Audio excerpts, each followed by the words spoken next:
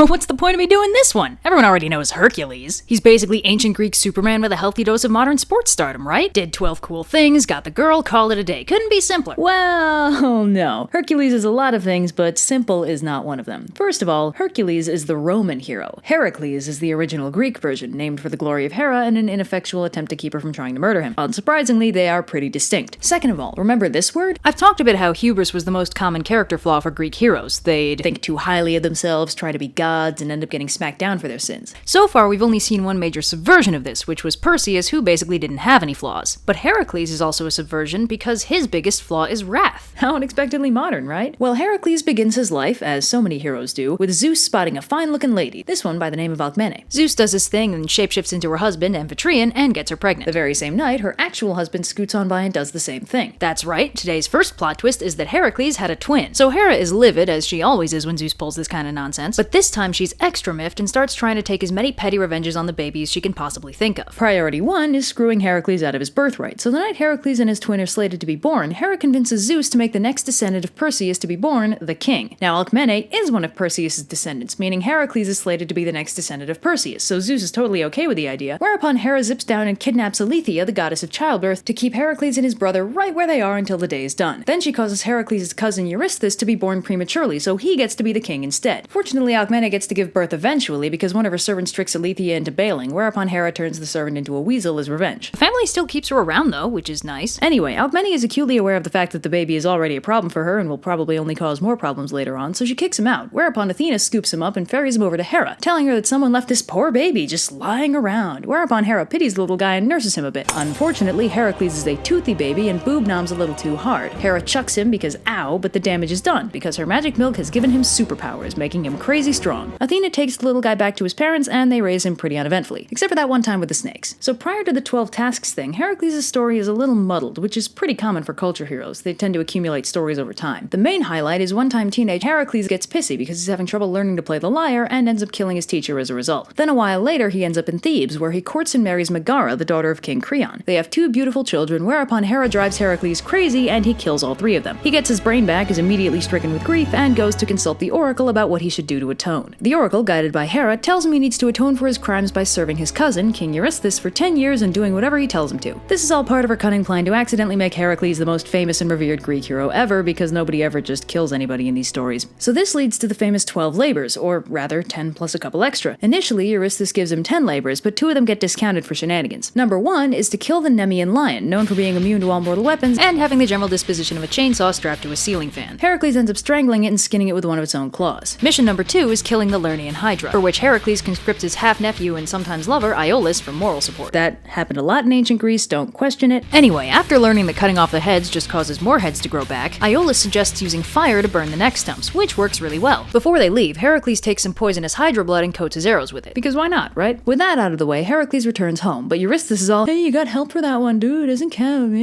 and adds another trial for later. So trial number 3 is to capture, alive this time, the Ceryneian hind, a deer sacred to Artemis. Eurystheus' cunning plan here is to have Heracles offend Artemis and get her to kill him, but as soon as Heracles explains what's up with his trials and such, Artemis is like, yeah dude, go for it, just bring her back when you're done. So Heracles brings the hind to Eurystheus, but Eurystheus is too slow to actually catch it, and it zorps back to Artemis no problem. Mission accomplished. Mission 4 is to capture the Erythmanian boar, but Heracles gets distracted along the way and parties it up with a centaur friend for a while instead. Unfortunately, centaurs apparently don't know that Greek wine needs to be watered down before it's drinkable, so they all get super drunk and then start trying to pick fights. Heracles drives him off with his poison arrows, but his centaur buddy accidentally drops one on his foot and dies. Well, that was kind of pointless. Anyway, after that fiasco, Heracles visits the immortal centaur Chiron for advice, who tells him that the boar is impossible to stop while charging, so he needs to drive him into the snow to immobilize him and then carry him off. So Heracles does, and brings the boar back to Eurystheus, who immediately freaks out and makes him release it back into the wild. Mission number 5 is to clean the stables of King Augeas, which are filthy. So Heracles first gets the guy to promise him 10% of his prize cattle if he manages to pull it off, then diverts 2 rivers through the stables and cleans them out super efficiently, surprisingly not demolishing the building in the process. But Augeas is a sore loser and refuses to pay up, so Heracles, Heracles and Augeas' son Phyleus take him to court, whereupon he sidesteps all that legal nonsense by banishing them both, because he is the king. And then Eurystheus refuses to credit the trial because Heracles did it for pay, even though he didn't get paid. Heracles gets pretty pissed and kicks Augeas out of the kingdom and makes his son Phyleus the king, then takes his cows and goes home. Mission number 6 is to drive out the Stymphalian birds from the swamp they live in, which he does with a little divine help. Athena has Hephaestus make him a special rattle to frighten the birds into the air, whereupon Heracles is free to shoot them down. Trial 7 is to capture the Cretan bull, mostly known for being the father of the Minotaur. Ew. So Heracles wanders into Crete and asks Minos if he can take the bull, which Minos is fine with since that stupid bull has done nothing but wreck stuff ever since it got there. So Heracles picks him up and brings him back, whereupon the bull breaks loose and wanders around Marathon for a while before dropping out of the story completely. Trial 8 involves capturing the mares of Diomedes, which is complicated by the fact that the mares mostly eat people and they're very hard to control. Heracles ends up isolating them on an island he dug out for just that purpose, then kills Diomedes and feeds him to the horses to calm them down. This chills them out enough that it's easy for him to bring them back. Trial number 9 is to retrieve the girdle of Hippolyta, queen of the Amazons. Fortunately, Heracles being Heracles, this isn't too hard, as Hippolyta takes one look at him and quite willingly drops her clothes. However, Hera decides this was too easy and spreads a rumor among the Amazons that Heracles intends to kidnap their queen. They dogpile on him, and in the chaos, Heracles kills Hippolyta for some reason and bails with the girdle. Mission 10 is to steal the cattle of Geryon. Unfortunately, he lives on the other side of a stupid hot desert, and Heracles gets so grumpy and overheated that he fires an arrow at the sun. Fortunately, Helios finds this charming rather than intimidating, and loans Heracles his sun chariot to get him there faster. So Heracles touches down on Erythia, whereupon he's attacked by Orthus, the two-headed dog,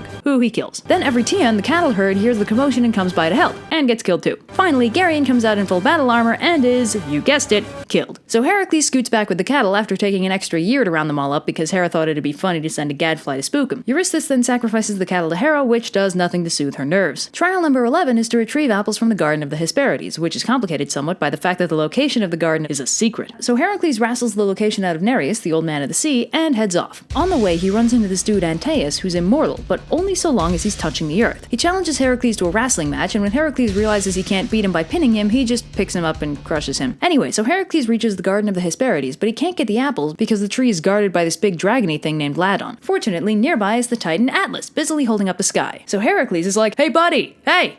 Yeah, wanna do me a solid and grab me some apples? And Atlas is like, sure dude, but you'll need to carry this. Sky ain't gonna hold itself up, you know? So Heracles tags in and holds up the sky while Atlas scoots over to the tree and picks some apples. So Heracles is like, yo, thanks man. Hey, can you tag back in? And Atlas is like, actually, how about you just tell me where to take these and I deliver your apples for you? So Heracles is like, oh man, that just sounds great, but my cape's getting really uncomfortable. Could you tag in for a second so I can adjust it and then we'll swap back out? And Atlas is like, what could go wrong? And takes back the sky, at which point Heracles obviously bails. For his 12th and final labor, Eurystheus straight up tells Heracles to go to hell and kidnap Kerberos. So Heracles traipses down to Hades, whereupon he bumps into Theseus and Pirithous, still fused to their chairs. They ask him for help, so Heracles frees Theseus, but when he tries for Pirithous, there's a huge earthquake, which he takes as a sign that he should probably leave him there. So Heracles heads deeper into the underworld and encounters Kerberos, along with Hades, who asks him what exactly he thinks he's doing. So Heracles tells him he's here to kidnap his dog, and Hades tells him okay, but he can't use any weapons to do it, which Heracles is fine with because, again, wrestling. So he bear hugs one of Kerberos' heads until he gives in, and I guess Hades objects or something because most tellings of the story involve Heracles shooting him for some reason. So Heracles drags Kerberos out to Eurystheus, who is unsurprisingly so terrified that he demands Heracles return him immediately. So Heracles carries Kerberos back to Hades and goes on his merry way, finally free of his service to Eurystheus. Now Heracles' story doesn't end with his labors. He has all kind of hijinks, frankly too many to list here. A lot of those hijinks were romantic. He was married 4 times, his third wife being the one to kill him, and one noteworthy thing is that Heracles, as a symbol of pure masculinity for Greece, had a lot of dude lovers too, because what's manlier than 2 men? Apparently in Plutarch's time, it was customary for male couples to worship at the tomb of Iolaus, who was widely considered to be Heracles' primary boyfriend, which is kinda sweet. But anyway, I kinda glossed over the fact that he dies somewhere along the line, so let's talk about that. Heracles is on marriage number 3, and his wife is this lady Deianira. For those of you who know Greek, her name is a spoiler, as it translates to husband destroyer. So one day, this centaur Nessus decides to kidnap her, which Heracles obviously objects to. He shoots the centaur with one of his old Hydra blood arrows, and the poison centaur tells Deianira that his blood can totally make a potion to keep her husband faithful should she ever need such a thing. He persuades her to bottle some of his blood and then dies. This becomes relevant several years later, when Heracles falls in love with this other lady, Iole. Deianira remembers the love potion thing, takes some of the blood, and smears it on the inside of one of Heracles' tunics, whereupon, because it's full of Hydra venom and very, very poisonous, the blood melts into Heracles' body and seriously f***s him up. He's too tough for it to kill him, but it really hurts, so he kinda decides to die anyway. Heracles throws himself into a funeral pyre and burns away his mortal half, becoming a pure god and ascending to Olympus in the process, whereupon he marries Hebe, the goddess of youth. Philoctetes, the guy who lit the pyre, gets gifted Heracles' poison arrows and later uses them to kill Paris in the Trojan War, so I guess some good came of all this. Hercules, hero of song and story, Hercules, winner of ancient glory, fighting for the right, fighting with his might, with the strength of 10 ordinary men. Hercules, people are safe when near him. Hercules, only the evil fear him. Softness in his eyes, iron in his thighs, virtue in his heart, fire in every part of the mighty Hercules.